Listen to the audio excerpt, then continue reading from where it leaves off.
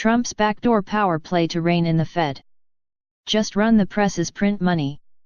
That's what President Donald Trump supposedly instructed his former chief economic advisor Gary Cohn to do in response to the budget deficit. The quote appears in Bob Woodward's controversial book Fear, Trump in the White House. Trump disputes many of the anecdotes Woodward assembled. But regardless of whether the president used those exact words, they do reflect an easy money philosophy that he has expressed many times before. Trump likes low rates, loose money. President Trump has described himself as a low-interest rate person. This past summer, Trump launched a very public attack on the Federal Reserve's rate-hiking campaign.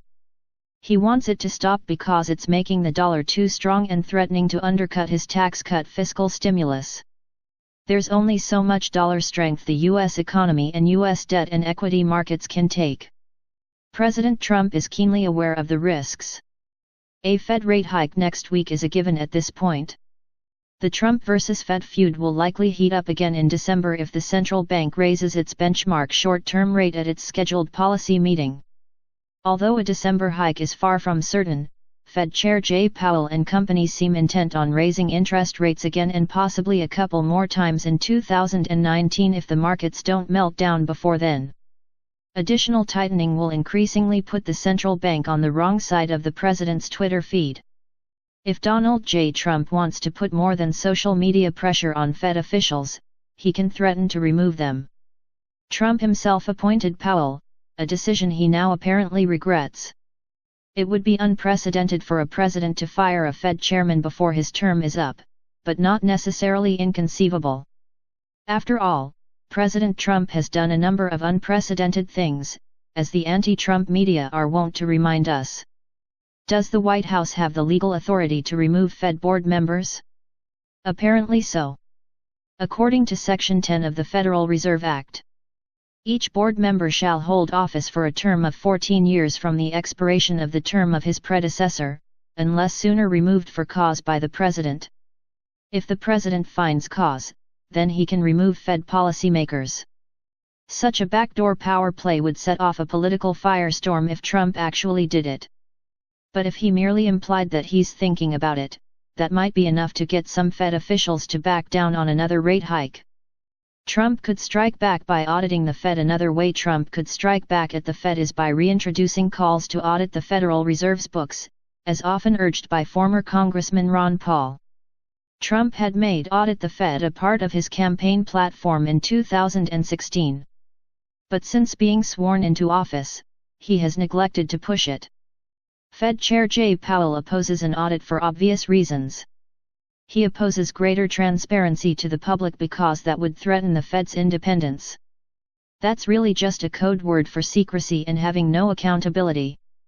In reality, the Fed has never operated independent of political and banking interests. It has just kept its activities and entanglements invisible to public scrutiny. The way the anti-Trump media portray it, Trump is breaking with long-standing tradition by trying to influence monetary policy decisions. In reality, he's just being more open and explicit about what is traditionally done through backroom deals.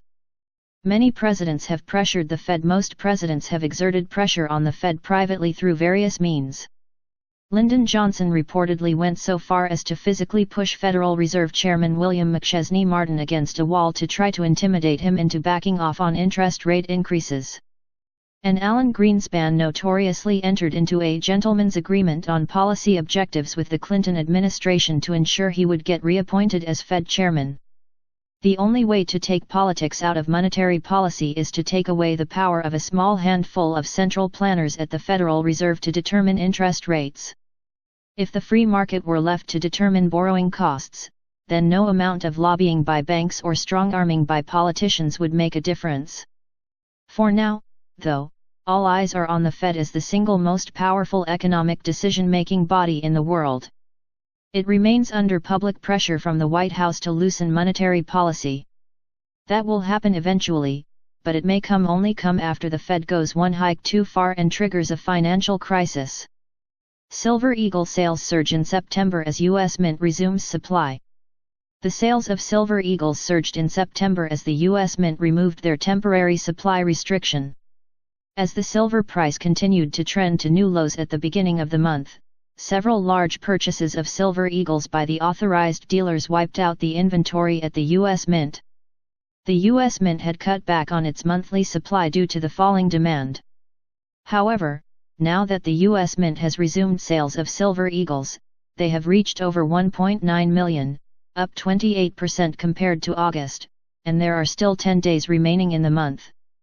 Silver Eagle sales so far in September are the highest all year, except for the usual spike in January when the authorized dealers are stocking up on the newly released coin. According to the figures released by the U.S. Mint, Silver Eagle sales fell to a low of only 380,000 in May. However, sales started to pick up in July and have continued to increase each month. Interestingly, Silver Eagle sales in the 2 months of August and September are about the same for the previous 5 months. Total sales of Silver Eagles to date in 2018 are 11.2 million. The total cost to purchase these 11.2 million Silver Eagles at a $20 would equal $224 million. Now, I just used a round $20 figure, the actual cost is likely a bit less.